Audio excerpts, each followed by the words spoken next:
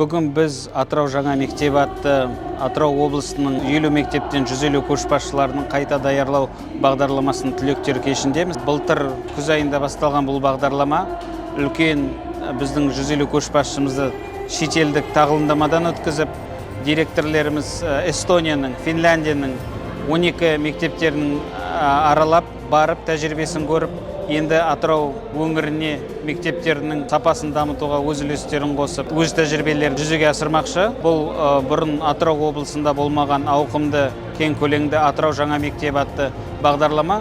Басты мақсатымыз біздің балаларымыздың болашақ өскелең ұрпақтың дамуына өз үлесін қосатын сапалы білім ортасын қалыптастыру. Басшылық қызметке біз тәжірибемізді толықтыруға мүмкіндіктер болды.